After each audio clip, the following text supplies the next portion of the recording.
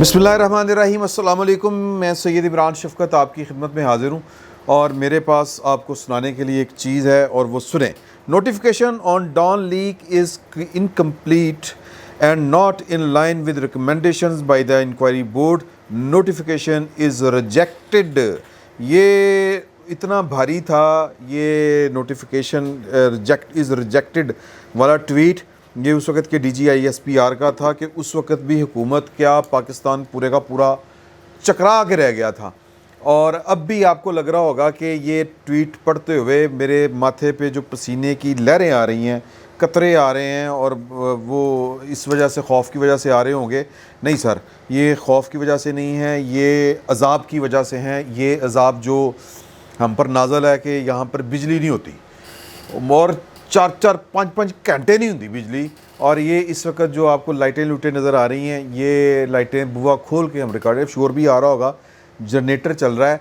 और गरीब लोग यार जनरेटर दसो, अच्छा जनरेटर चल रहा है तो हमारा जो जनरेटर है वो गरीबी दावे का जनरेटर है, वो AC का लोड नहीं उठा सकता। तो लिहाजा या तो मेरा मतलब है कि लाइट जला लें या फिर AC चला लें, दो ही काम हो सकते हैं। तो लाइट के बगैर जो है वीडियो नहीं हो सकती, AC के बगैर जो हल्का सा पसीना आएगा तो वो ऑप्टिक्स जो हैं वो आपके ख़राब होंगे कि यार की आ रहा है, की करी जा रहा है। तो वो आप ज़रा बर्दाश्त कर लें, आपकी मेहरबानी है।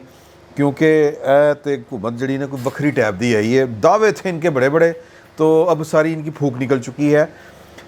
इस वक्त जो है कल रात से मैं देख रहा था, हम अपने इशू की तरफ आते हैं कि बाजवा साहब की क्या किस्मत है माशाल्लाह कि अक्टूबर से अब तक उनके ख़िलाफ़ जो है वो सोशल मीडिया के ऊपर ट्रेंड चल रहे थे, गलीज़ किस्म के ट्रेंड। अचानक वो जो गलीज़ किस्म के ट्रेंड चला रहे थे, उनके दिल में मोहब्बत फूटी है बाजवा साहब के लिए और वो शुरू हो गए हैं बाजवा दी ग्रेट, बाजवा साहब जिंदाबाद और बाजवा कोई नहीं तेरे नाल दा। इस तरह के ट्वीट चल रहे हैं, इस तरह की बातें चल रही हैं, क्यों चल रहे हैं।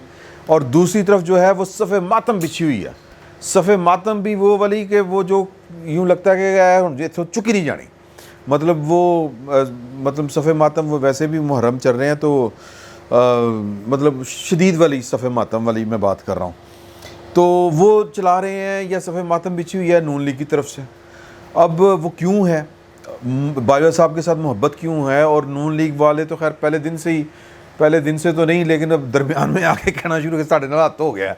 तो अब इस अपॉइंटमेंट जो हुई है जिसकी वजह से बाजवा साहब के सदके वारी जा रहे हैं हमारे जो वो लोग जो बाजवा साहब को आड़े हाथों ले रहे थे, वो आसिफ गफूर साहब, जिनकी ये मैंने आपको ट्वीट पढ़ के सुनाई है। ये 29 अप्रैल 2017 की ट्वीट है और ये जो ट्वीट है इसके पीछे एक पूरी हिस्ट्री है।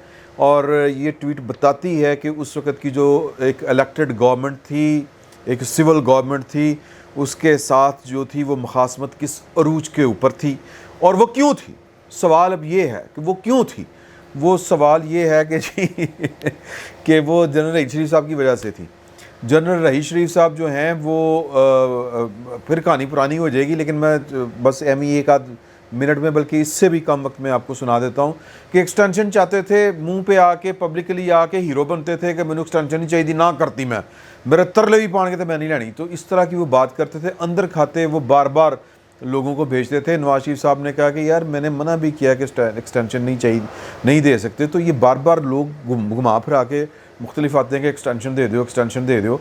मुझे आज भी वो वाक़या याद है, नवाज शरीफ साहब का जब ऑपरेशन हुआ था, अगर आपको याद हो, लंदन में दिल वाला बाईपास जो हुआ था, तो तब वो जब बाईपास के लिए जा रहे थे तो वो अनकॉन्शियस हो जाता ना इंसीजिया जब वो सुंघाते हैं, तो उन्होंने किसी को कहा, डार साहब को, गालिबन रहीस शरीफ साहब ने, ए जान तो पहले ना एक बार घुग्गी मार जान ना तो बड़ा अच्छा हो जाएगा। देखें उनके बाद मतलब अल्लाह ताला उनको ज़िंदगी दे, लेकिन उनका जो विज़न है वो कंटिन्यू करना चाहिए प्राइम मिनिस्टर का। वो जो जिस तरह लेके CPAC को आगे बढ़ रहे हैं, जिस तरह ये कर रहे हैं, देखें हमने 2 ब्रिगेड रेज़ कर दी, ये कर दिया, वो कर दिया। तो नवाज शरीफ साहब को जाके, अब गालिबन ये सागडार साहब थे क्योंकि उनके ज़्यादा करीब वही हैं, उन्होंने जाके कहा कि जी वो भाएं तय कर रहे हैं कि जनाब को घी मार, उन्होंने कहा तो चल जा शाबाश जाके डॉक्टर का पता कर कितने है। तो ये वाला वाक़या हुआ। फिर वो एक वाक़या आपको याद होगा, वो कौसर साहब हैं, कौसर काज़मी, इंग्लैंड में होते हैं, समा के नुमाइंदे थे। उन्होंने भी एक सवाल किया था कि जी बड़ा अच्छा है। वो सवाल तो मुझे लगता है नवाज शरीफ साहब ने खुद करवाया था। کہ رئیس شریف صاحب نے یہ کر دیا وہ کر دیا تو کیا ان کو ایکسٹینشن دیں گے؟ تو انہوں نے کہا اور کیا سوال ہے، مطلب اس سوال کا جواب ہی نہیں دیا، اس کو لیفٹ اوور کر دیا تھا. تو اس وجہ سے یہ والا ڈان لیکس جو ہے یہ والا واقعہ ہوا، خبر آئی اور اس کے اوپر جناب شور پڑ گیا، یہ تو غداری ہو گئی ہے، وہ ہو گیا. اور پھر وقت نے یہ ثابت کیا کہ اس وقت اس کیبنٹ میٹنگ میں یا وہ جو اسپیشل میٹنگ تھی وہاں پر جو گفتگو ہوئی تھی، جو پاکستان کی مسلح افواج کو یا پاکستان کی سیکیورٹی کے جو ذمہ داران ہیں ان کو جس بات کے اوپر تشویش تھی کہ یہ دنیا ہماری بات کیوں نہیں مانتی، ہمارے اوپر ٹرسٹ کیوں نہیں کرتی، تو تب انہوں نے جو باتیں کہی تھیں کہ ہاؤس ان آرڈر کرنا چاہیے، ہم جس کو پکڑتے ہیں اس کو آپ کے آ کے چھڑوا کے لے جاتے ہیں، جب اس طرح کی باتیں کی تو وہ بات لیک ہو گئی، وہ سرل میڈیا صاحب کے پاس بات پہنچ گئی، خبر چھپ گئی، اس کے اوپر شور پڑ گیا، پھر وہ انکوائری بٹھانی پڑی، انکوائری کی جب رپورٹ آئی تو پھر یہ والا ٹویٹ آیا 29 اپریل 2017 کو. تو اب یہ جو اس وقت کے جو D G I S P R تھے ان کا نام ہے جنرل آصف غفور. اب یہ اس وقت میجر جنرل تھے، اب یہ ترقی پا کے لیفٹیننٹ جنرل بن چکے ہیں، اور لیفٹیننٹ جنرل بننے کے بعد جو ہے وہ یہ آئی جی تھے، وہ سگنل اینڈ کمیونیکیشن کے، انفارمیشن ٹیکنالوجی کے، تو انسپیکٹر جنرل. تو اس کے بعد یہ سرفراز صاحب والا واقعہ ہوا. سرفراز صاحب والے کے اوپر واقعے کے اوپر ایک علیحدہ سے جو ہے وہ سازشی مفروضے چل رہے ہیں، اور کون چلا رہے ہیں؟ یہ وہی چلا رہے ہیں جو باجوہ صاحب کے خلاف چلا رہے تھے، غلیظ قسم کے ٹرینڈ، وہ بھی آگے چل کے بات کریں گے. تو آصف غفور صاحب کے بعد یعنی اپوائنٹمنٹ ان کو یہ 12 کور کا کمانڈر لگا دیا گیا ہے، بڑی اہم پوسٹ ہے، اور یہ ظاہر ہے کہ جو بھی کور کمانڈر لگتا ہے اس کو چیف آف آرمی سٹاف کا اعتماد حاصل ہوتا ہے، وہ کوئی بھی ہو، وہ زید ہو، بکر ہو، کوئی بھی ہو. تو ادروائز اگر اس کے اوپر ٹرسٹ نہیں ہے تو اب یہ ایک اور اس سے ایک اکتا کھلتا ہے یہ والا کہ جی کہ پھر اس کا مطلب ہے کہ پشاور والے کے اوپر بھی ٹرسٹ ہے. تو یہ جو اس وقت ہم سیاست ہو رہی ہے نا پاکستان کے اندر، تو کسی کو کسی کے ساتھ محبت ہے، کسی کو کسی کے ساتھ الفت ہے، کسی کو کسی کے ساتھ مخاصمت ہے، تو وہ اس طرح کر کے معاملات چل رہے ہیں. تو یہ بات طے ہے کہ جو کور کمانڈر لگتا ہے اور کی پوزیشن پہ آتا ہے وہ چیف آرمی سٹاف کی کور ٹیم کا حصہ ہوتا ہے. تو اب اس کے اوپر جو ہے وہ کل تک جو باجوہ صاحب کو ہر پاکستان میں رجیم چینج کا فلاں کا عمران خان کو اٹھایا، شہباز شریف کو لائے، یہ وہ اس بنیاد کے اوپر جو مورد الزام ٹھہرا کے ان کے خلاف غلاظت بکرے تھے، یا عجیب و غریب تو نہیں کہنا چاہیے، گھٹیا قسم کے جو ٹرینڈ چلا رہے تھے، اور اس سے نقصان پاکستان کی فوج کا ہو رہا تھا. میرا جو کیس ہے، ویسے بھی میرے ایک دوست ہیں وہ کہتے ہیں کہ یار تو فوج دے حق چ بھی نہ گل کرے، اگر خلاف تے کرنی دور دی گل میں کیوں، وہ کہتے ہیں تو خلاف کریں گا، تو حق چ کریں گا نا تو لوگ اس کو کہیں گے یہ جی کوئی نہ کوئی چکر ہے گا.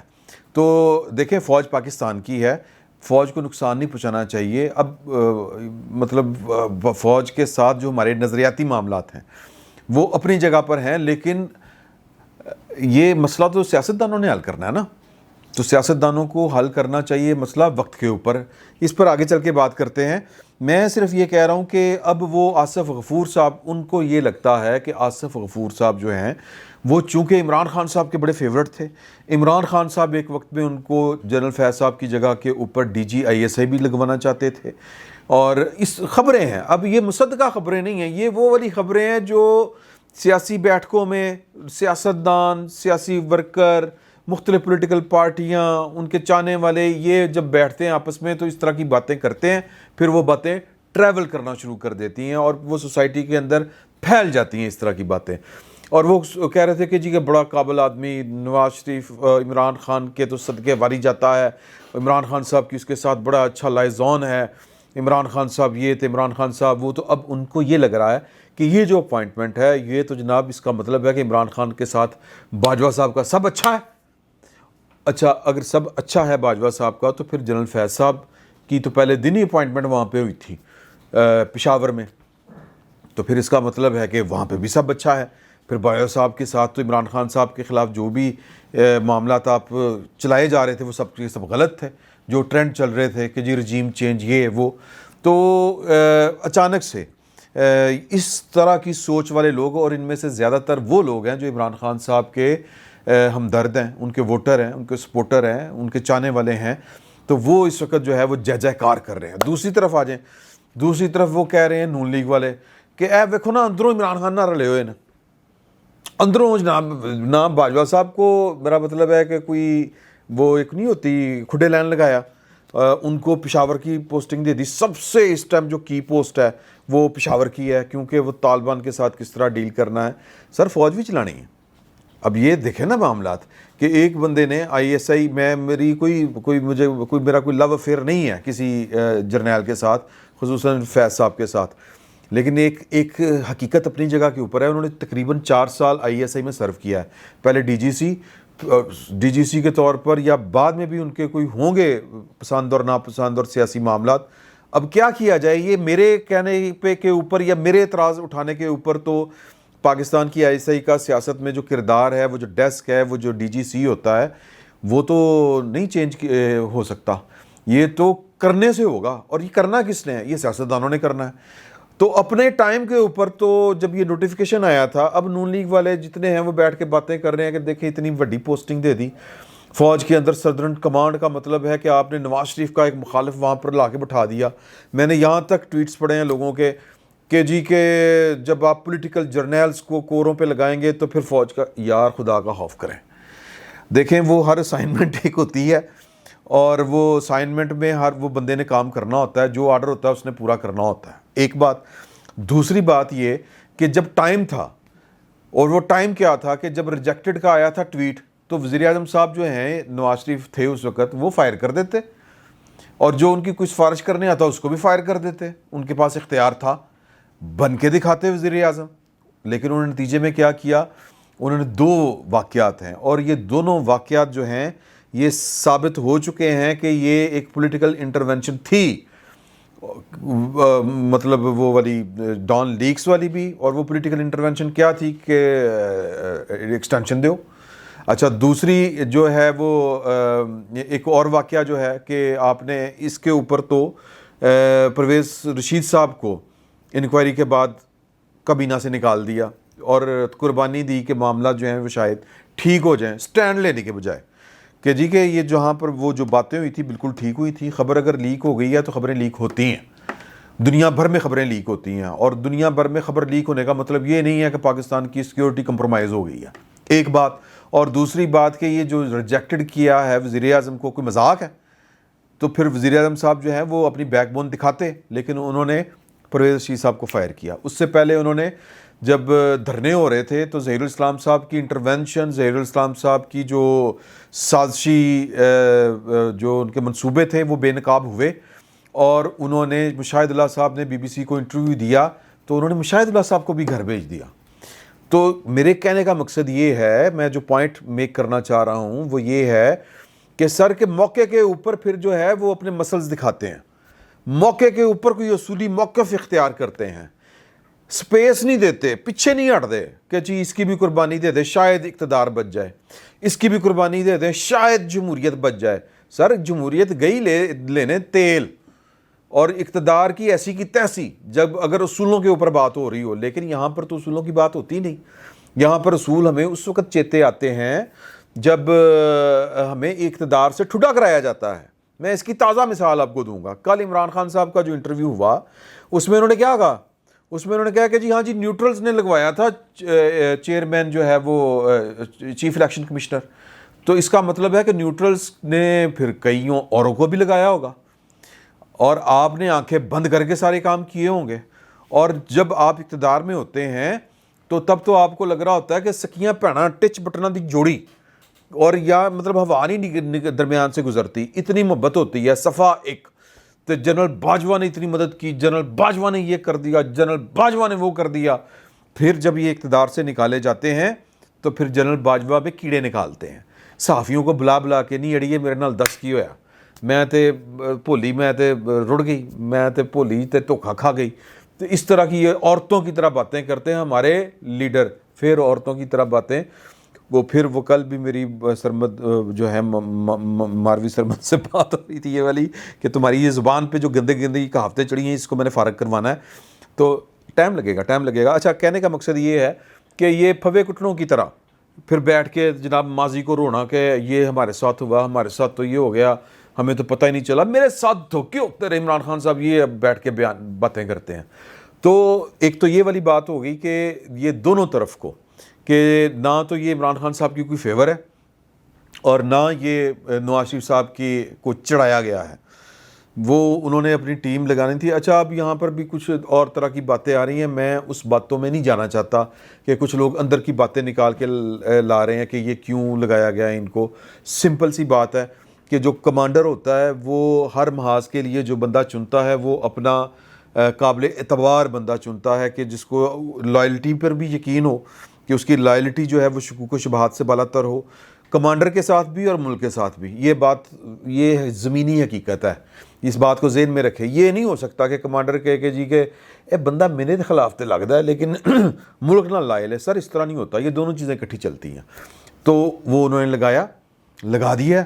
تو اس کو خالصتاً ایک فوجی اپوائنٹمنٹ سمجھنا چاہیے, یہ کسی کے لیے کوئی میسج نہیں ہے. ایک بات. دوسری بات کہ ایک اور جو ہے وہ چل رہی ہے اس وقت سازشی مفروضہ, وہ بھی پاکستان کی فوج کو کمزور کرنے والی بات ہے اور وہ بڑا خوفناک ہے.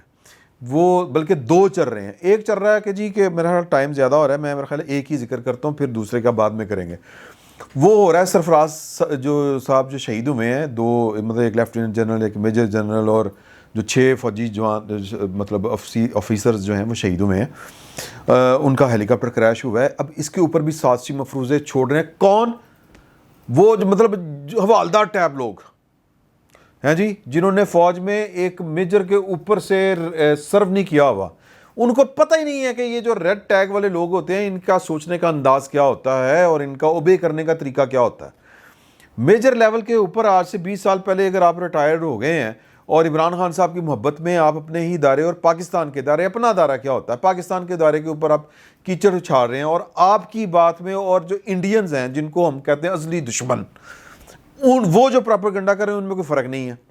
اب باتیں یہ چل رہی ہیں اور جناب وہ جو سرفراز صاحب شہید اللہ بخشے تھے انہوں نے کور کمانڈروں کی میٹنگ میں جناب رجیم چینج کے اوپر جو ہے وہ سخت موقف اختیار کیا تھا.